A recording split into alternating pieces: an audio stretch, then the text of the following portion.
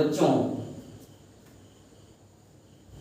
Physics में मैंने आपको 2 चैप्टर पढ़ाया हुआ है, जिसमें प्रकाश का परावर्तन और प्रकाश का अपवर्तन, इसको मैंने फिनिश कर दिया है।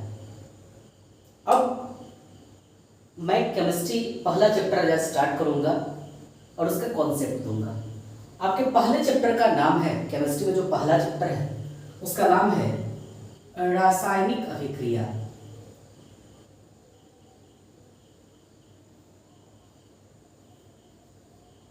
अभिक्रिया, that means chemical reaction. Chemical reaction. Chemical reaction. Chemical reaction होता क्या है, इसको हम एक एग्जाम्पल के द्वारा पहले समझते हैं।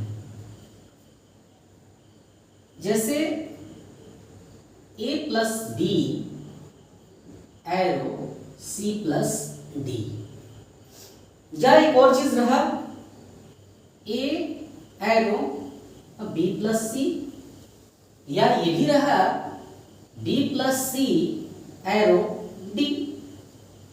इन 3 एग्जाम्पलों में आप देखिए, यहां आप देख रहे हैं कि 2 चीजें मिलकर के और 2 चीजें बना रही हैं। यहां एक चीज जो है वो 2 अलग अलग चीजों में बंट गया है, डिस्ट्रीब्यूट हो गया है, टूट गया है। यहां पर 2 चीजें आपस में कंबाइंड होकर के एक सिंगल चीज, एक सिंगल एलिमेंट कहे, मटेरियल कहे, बनाई है। अच्छा, रासायनिक अभिक्रिया के लिए खूबी है कि ये दोनों जो होंगे वो इन दोनों के प्रॉपर्टी से डिफर होंगे, यानी कि उनमें डिफरेंसेस होंगे। फिर यहां पर भी दोनों की जो प्रॉपर्टी है वो इसकी प्रॉपर्टी से मैच नहीं करेगी। यहां पर भी इन दोनों की प्रॉपर्टी इसकी प्रॉपर्टी से डिसमैच करेगी। कुल मिलाकर के रासायनिक अभिक्रिया का डेफिनेशन हुआ कि जब 2 या 2 से अधिक पदार्थ, 2 या 2 से अधिक पदार्थ अथवा अकेला कोई पदार्थ, 2 या 2 से अधिक पदार्थ अथवा अकेला कोई पदार्थ भिन्न गुणों वाले नए पदार्थ का निर्माण करता है, भिन्न गुणों वाले नए पदार्थ का निर्माण करता है, तो इसको हम रासायनिक अभिक्रिया, केमिकल रिएक्शन कहते हैं। जब 2 या 2 से अधिक पदार्थ अथवा अकेला कोई पदार्थ आपस में मिलकर भिन्न गुण वाले नए पदार्थ का निर्माण करता है, तो इसको हम रासायनिक अभिक्रिया कहते हैं। ठीक है। अच्छा, रासायनिक अभिक्रिया के लिए खूबी है कि रासायनिक अभिक्रिया में जो बनेंगे और जो भाग लेंगे उनकी प्रॉपर्टी कंप्लीटली चेंज हो जाएगी। ओके। अच्छा, जो बनेंगे उनको प्रोडक्ट बोला जाता है, प्रतिफल बोला जाता है ना, प्रतिफल और प्रोडक्ट उसको हम बोलते हैं, जिनको एरो सिंबल के दाएं बगल लिखा जाता है। और जो पार्टिसिपेट करते हैं केमिकल रिएक्शन में उनको रिएक्टेंट, अभिकर्मक, अभिकारक या प्रतिकारक इन नामों से जाना जाता है। और इसको हम एरो सिंबल के लेफ्ट साइड में रखते हैं। ये तो जान गए कि रासायनिक अभिक्रिया क्या है। तो जब कोई अकेला पदार्थ अथवा 2 या 2 से अधिक पदार्थ आपस में मिलकर के भिन्न गुण वाले नए पदार्थ का निर्माण करते हैं, तो इसे हम रासायनिक अभिक्रिया कहते हैं। रासायनिक अभिक्रिया में भाग लेने वाले लोग अभिकारक कहलाते हैं, बनने वाले लोग प्रतिफल कहलाते हैं। अभिकारक को तीर चिन्ह के बाएं बगल रखा जाता है, प्रतिफल को तीर चिन्ह के दाएं बगल लिखा जाता है, और रासायनिक अभिक्रिया की दिशा को एक तीर चिन्ह के द्वारा दर्शाया जाता है जो अभिकारक से प्रतिफल की ओर होता है। इस एरो का मतलब हुआ कि इन दोनों से इन दोनों के तरफ है रिएक्शन हो रहा है। ठीक है। अब सुनिए, रासायनिक अभिक्रिया में नया बंधन बनता है और पुराना बंधन टूट जाता है। जो बॉन्ड जरूरी होते हैं किसी भी मॉलिक्यूल को किसी भी एटम्स को बांध करके रखने के लिए, मॉलिक्यूल को बांध कर रखने के लिए एक बॉन्डिंग चाहिए। जैसे फैमिली मेंबर को बांध कर रखने के लिए हमारे फैमिली में एक मालिक की आवश्यकता होती है जो फैमिली के सारे सदस्यों को एक साथ जोड़ करके रखता है। वैसे ही केमिस्ट्री में मॉलिक्यूल्स और एटम्स को बांध कर रखने के लिए एक इंट्रा फोर्स की आवश्यकता होती है और उसको हम बॉन्ड कहते हैं। तो जो पुराना वाला बॉन्ड है वो टूट जाता है और नया बॉन्ड जुट जाता है, बन जाता है। अब देखिए प्रॉपर्टी कैसे चेंज हुई, छोटा सा एग्जांपल देखिए, ये हाइड्रोजन और ये ऑक्सीजन दोनों मिलकर के बनाए हैं जल।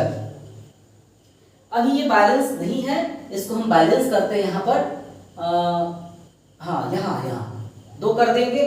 देखिए राइट साइड में 4 हाइड्रोजन और 2 ऑक्सीजन, भाग लेने वाले लोगों में भी 2 ऑक्सीजन और 4 हाइड्रोजन है जो कि दिख रहा है। अब सुनिए, यह हाइड्रोजन जो है वो दहनशील गैस है, यानी जलती है, जलाने में सहायक नहीं है। और इस पर एक कॉम्पिटिटिव क्वेश्चन भी पूछता है कि एक गैस से भरी हुई जार है, उसमें जलती हुई संठी लेकर के आप जा रहे हैं, तो वो गैस पॉप की ध्वनि के साथ जल उठती है और संठी बुझ जाती है। वो गैस कौन सी है? तो वो गैस हाइड्रोजन गैस है जो कि दहनशील है, दहन में सहायक कतई नहीं है। ये ऑक्सीजन है जो कि जलने में सहायक है। तो देखिए ये एक जलता है, दूसरा जलाता है और इन दोनों से मिलकर के बना हुआ तीसरा आग को बुझाता है। बिल्कुल प्रॉपर्टी यहाँ पे चेंज हो गई। एक जल रहा है, एक जला रहा है, तो इसको और ज्यादा जलाना चाहिए बोथ नेचर के अनुसार, लेकिन ये अब आग को बुझा रहा है। तो इससे साबित हो रहा है कि इसमें न तो अब इसकी प्रॉपर्टी बच गई और ना ही इसकी प्रॉपर्टी बच गई, ये कंप्लीटली चेंज हो गया। ओके, तो रासायनिक अभिक्रिया में जो है ना, जो नया पदार्थ बनता है वो अभिकारक वाले लोगों से, अभिकारक की प्रॉपर्टी से डिफर होता है। ये बात दिमाग में रखना है। अगली चीज, रासायनिक अभिक्रिया के लिए एक सिद्धांत बना है जिसको बोलते हैं हम द्रव्यमान संरक्षण सिद्धांत। द्रव्यमान संरक्षण सिद्धांत।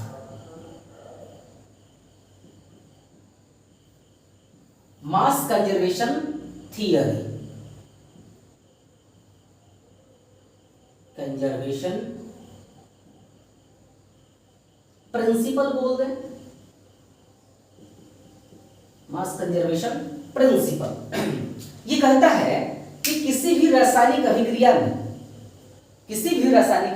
में न तो पदार्थ का निर्माण होता है और ना ही विनाश होता है, उसके रूप में परिवर्तन होता है।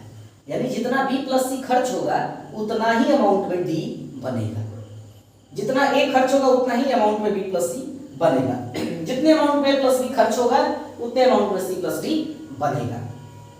ठीक है ना? तो द्रव्यमान संरक्षण के सिद्धांत को जिसको लेवोजियर ने दिया था, नाम याद रखेंगे, लेवोजियर। यह सिद्धांत कहता है कि किसी भी रासायनिक अभिक्रिया में पदार्थ का न तो निर्माण होता है और ना ही विनाश होता है, केवल उसके रूप में परिवर्तन होता है। देखिए रूप बदला भी है, जितना हाइड्रोजन इधर है उतना हाइड्रोजन उधर है, जितना ऑक्सीजन इधर है उतना उधर है, बराबर है, लेकिन नेचर चेंज हुआ है। ये जल रहा था, ये जला रहा था और ये बुझा रहा है, चेंज हो गया। अब रासायनिक अभिक्रिया क्या है ये तो मैंने बता दिया, उसकी प्रॉपर्टी क्या क्या है ये भी मैंने बता दिया। और अब हम एक सिद्धांत पढ़ेंगे जिसका नाम है टक्कर सिद्धांत। टक्कर सिद्धांत को जानने के बाद रासायनिक अभिक्रिया के प्रकार पर हम चलेंगे। टक्कर सिद्धांत, इसको कोलिजन थ्योरी कहते हैं।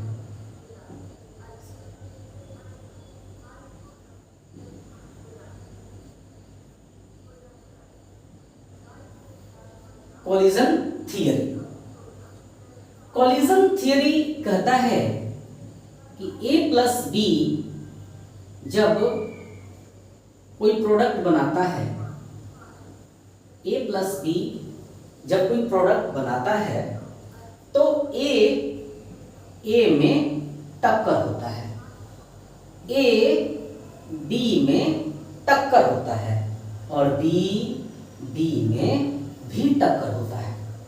यानी कि जो दो लोग हैं उनमें क्रमशः और आपस में टक्कर होता है, तब जाकर के रासायनिक अभिक्रिया होती है। इसका कहना है कि रासायनिक अभिक्रिया तभी होगा जब उसके जो मॉलिक्यूल्स हैं वो आपस में टकराएं। ये पहली बात, आपस में टकराएं तो रासायनिक अभिक्रिया होगी। दूसरी चीज ये कह रहा है कि हर टक्कर फ्रूटफुल नहीं होता, यानी कि हर टक्कर के बाद रासायनिक अभिक्रिया हो ही जाए ये संभव नहीं है। तो इस सिद्धांत का दूसरा मीनिंग है कि हर टक्कर फलदायी नहीं होता है या हर टक्कर रासायनिक अभिक्रिया के लिए जिम्मेदार नहीं होता।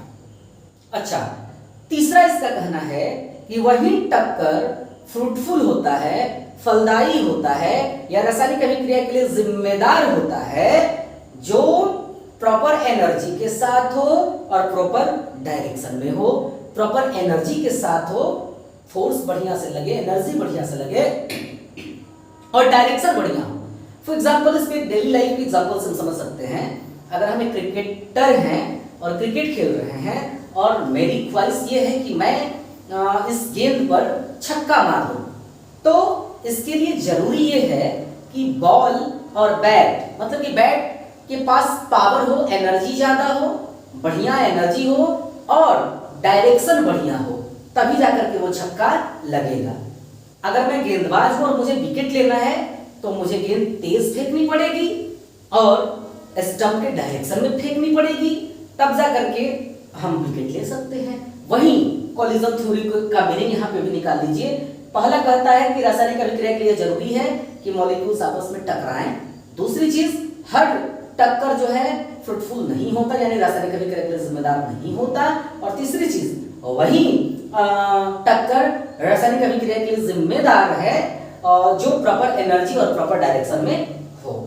तो ये चीज आप कंप्लीट कर लीजिए जो आज मैंने पढ़ाया। कल मैं रासायनिक अभिक्रिया के प्रकार के बारे में पढ़ाऊंगा और जहां भी कोई दिक्कत होगा आपको कमेंट बॉक्स में लिखना है।